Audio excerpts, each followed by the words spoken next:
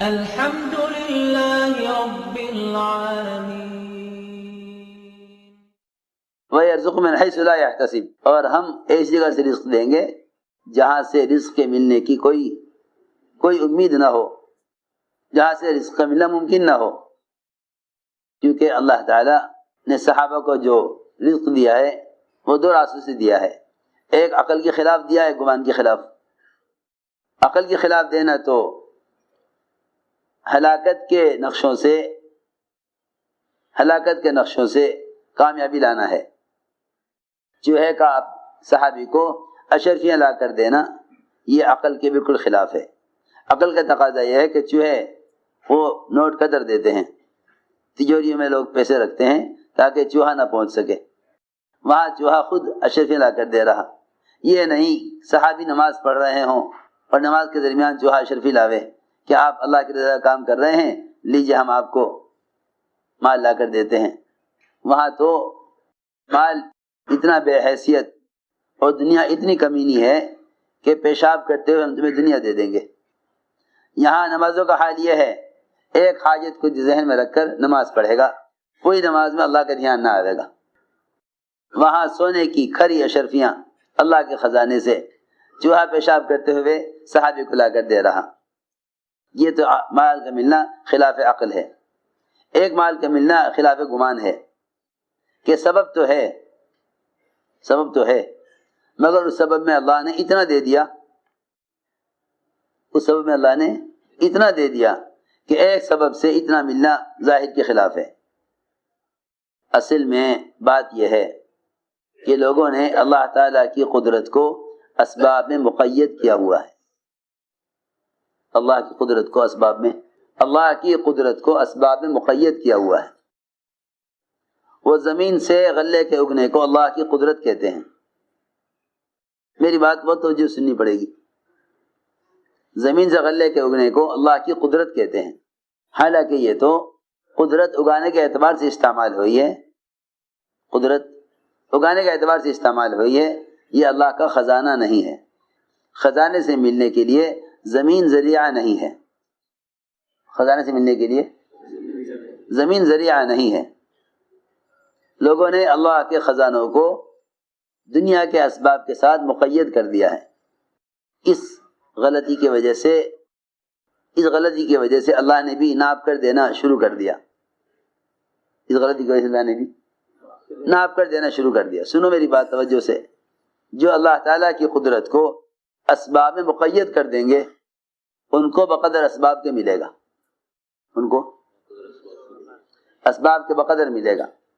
جو اللہ کی قدرت کو اسباب میں مقید کر دیں گے۔ بہت توجہ سننا بات، اس وقت ساری دنیا کے مسلمان اللہ کی قدرت کو اسباب میں مقید کیے ہوئے ہیں۔ یہ بھینس اتنا دودھ دے گی، یہ زمین اتنا غلہ دے گی، یہ دکان اتنا نفع دے گی۔ اگر آپ کی دکان مارکیٹ میں ہوتی تو اس جگہ ہوتی تو نفع زیادہ ہوتا، دکان آپ کے وہاں ہے نفع کم ہوگا۔ یہ ہے اللہ کی قدرت کو اسباب میں مقید کر کے اس سبب کی حیثیت سے امید کرنا۔ جتنے بھی اسباب والے ہیں یہ سارے کے سارے ان اسباب کی حیثیت سے اعتبار سے امید کرتے ہیں۔ میں نے عرض کیا نا کہ اندازہ ہے یہ بھینس اتنا دودھ دے گی، نہیں، یوں کہو دودھ اللہ کے خزانے سے آتا ہے۔ بھینس تو قدرت کا مظہر ہے، قدرت نہیں ہے، اور یہ اللہ کا خزانہ نہیں ہے۔ بہت بڑا ٹینک ہوتا ہے، اس ٹینک میں ایک چھوٹی سی ٹوٹی لگی ہوئی ہوتی ہے۔ اب آپ بتائیں کہ ٹوٹی کے اندر جو دودھ ہے اس کی مقدار زیادہ ہے، یہ جو ٹینک کے اندر دودھ ہے اس کی مقدار زیادہ ہے۔ سمجھ میں آ رہی بات؟ اس ٹوٹی کے اندر جتنی مقدار دودھ کی ہے وہ زیادہ ہے، یہ جو ٹینک بھرا ہوا ہے دودھ سے اس کی مقدار زیادہ ہے۔ بس یوں سمجھنا چاہیے کہ اللہ کے خزانہ محدود ہیں۔ اگر تھن سے دودھ نکل رہا ہے تو یہ تو اتنی سی مقدار ہے جو اس لیے ظاہر کر دی گئی ہے کہ ہم تمہیں امتحان لینا چاہتے ہیں کہ تم اللہ کے خزانے سے بھینس کے راستے سے ہی آنے کو استفادہ سمجھتے ہو یا اس کے بغیر لینے کو اللہ کی ذات سے فائدہ اٹھانا سمجھتے ہو؟ ابوبکر رضی اللہ تعالیٰ عنہ نے سفر ہجرت میں آپ کے کھانے کا انتظام کرنے کے لیے بکری تلاش کی، کوئی بکری نہ ملی۔ اچانک دیکھا ایک عورت مشرکہ وہ کوئی ریوڑ لے کر پھر رہی ہے، گئے اس کے پاس، اس سے کہا ہمیں دودھ چاہیے۔ اس نے کہا میرے پورے ریوڑ میں ایک بکری بھی دودھ دینے کے قابل نہیں، ساری بکریاں بچیاں ہیں، کوئی گیابن ابھی تک نہیں ہوئی، کسی بچی نے آج تک بچہ نہیں دیا، کسی بکری نے آج تک کوئی بکری میرے پورے ریوڑ میں دودھ دینے والی نہیں ہے۔ فرمایا اری بے وقوف، تیری عقل کہاں گئی؟ دودھ تو اللہ دیتے ہیں، تو بکری لا، دودھ تو اللہ دیتے ہیں، تو بکری لا، تو بکری لا، دودھ تو اللہ دیتے ہیں۔ اس نے کہا یہ عجیب آدمی ہے، میں کہہ رہی میرے ریوڑ میں کوئی بکری دودھ دینے کے قابل نہیں، یہ یوں کہہ رہے ہیں کہ تو اپنے گھر سے بڑا برتن لے کے آ اور کوئی بکری کی کوئی بچی میرا حوالے کر دے، اپنے گھر سے بڑے سے بڑا برتن لے آ۔ کہنے لگی اس آدمی کے کہنے پر میں اپنے گھر سے بڑا برتن لے کر آئی، حالانکہ آپ جانتے ہیں بکری کا دودھ سب سے کم مقدار کا دودھ ہوتا ہے تمام دودھ دینے والے چوپاؤں کے مقابلے میں، سب سے کم مقدار بکری کے دودھ کی ہوتی، وہ بھی جب دے دے جب نہ دے۔ وہ لے کے آئی برتن، ابوبکر رضی اللہ تعالیٰ نے ایک بکری کی بچی کو پکڑا، اس کے تھن بھی اتنے چھوٹے کہ ہاتھ میں نہ آ سکے، تھن تو پورے ہاتھ میں آ جاتا ہے، اتنے چھوٹے تھن کہ وہ ہاتھ میں نہ پکڑے جا سکے۔ اس سے دودھ نکالا، سارا پیالہ دودھ سے بھر گیا، اپنی ضرورت کے لے کر باقی اس مشرکہ عورت کو دے دیا کہ جاؤ لے جاؤ استعمال کرو۔ اس عورت نے ایسا پہچانا ابوبکر رضی اللہ عنہ کو، ایک مدت کے بعد جب اس راستے سے ابوبکر گزرے دور سے دیکھ کر پہچان لیا، یعنی کہ او برکت والے۔ اغیار بھی مسلمانوں کے ساتھ اللہ تعالیٰ کی غیبی نصرتوں کو دیکھ کر سمجھا کرتے تھے کہ مسلمان برکت والے ہیں، مسلمان برکت والے ہیں۔ میں نے ایک بات عرض کی ہے کہ اللہ کا ایک وعدہ تقوی پر یہ ہے، من یتق اللہ یجعل لہ مخرجا ویرزقہ من حیث لا یحتسب، ہم ایسی جگہ سے رزق دیں گے جہاں خیال گمان جائے گا نہیں۔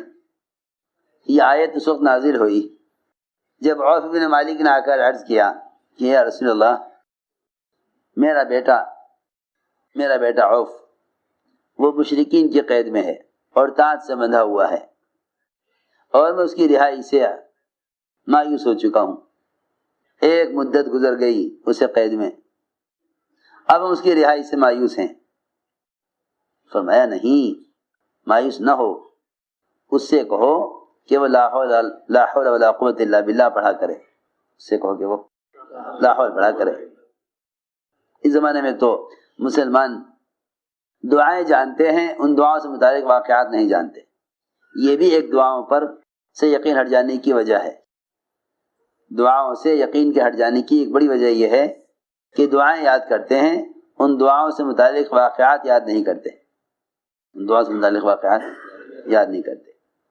جنہوں نے دعائیں جمع کی ہیں انہوں نے دعائیں جمع کر دی ہیں، صرف ان دعاؤں سے متعلق جو ظاہر کے خلاف مددیں ہوئی ہیں ان کو بیان نہیں کیا۔ یہی وجہ ہے کہ لوگ دعا کا مضمون جانتے ہیں، اس دعا پر آنے والی نصرت کو نہیں جانتے۔ جب دعاؤں سے متعلق واقعات یاد نہیں ہوں گے تو دعائیں غیر یقینی ہو جائیں گی، دعائیں غیر یقینی ہو جائیں گی۔ دعا تو یاد ہے لیکن دعا سے متعلق واقعہ یاد نہیں۔ لوگ کہتے ہیں ہاں بھائی لا حول ولا قوت الا باللہ۔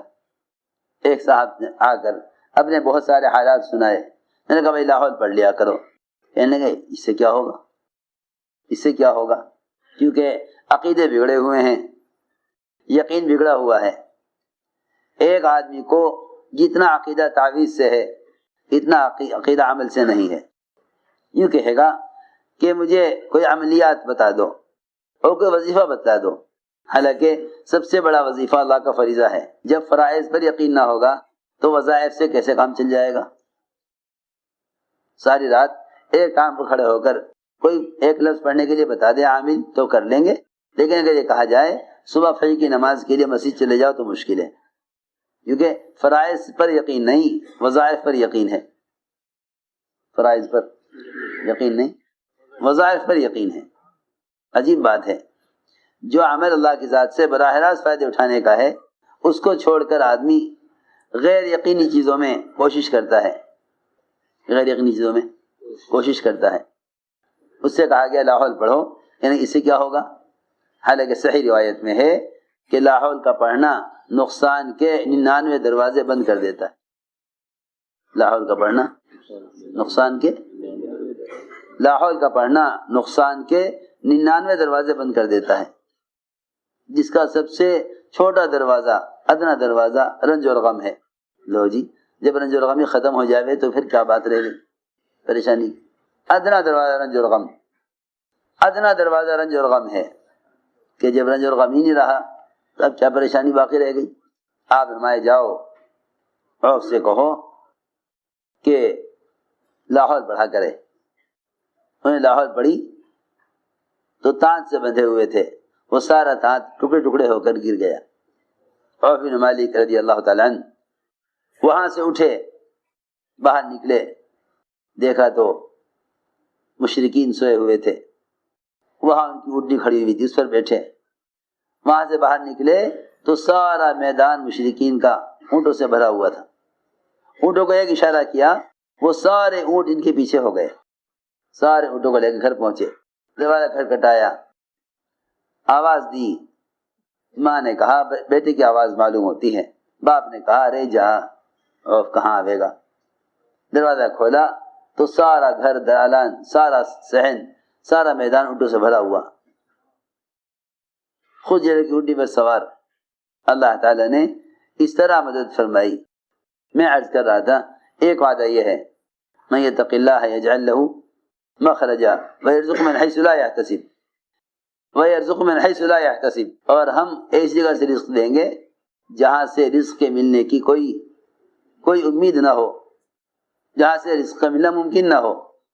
ویرزقہ من حیث لا یحتسب، اور ہم ایسی جگہ سے رزق دیں گے جہاں سے رزق کے ملنے کی کوئی امید نہ ہو، جہاں سے رزق کا ملنا ممکن نہ ہو۔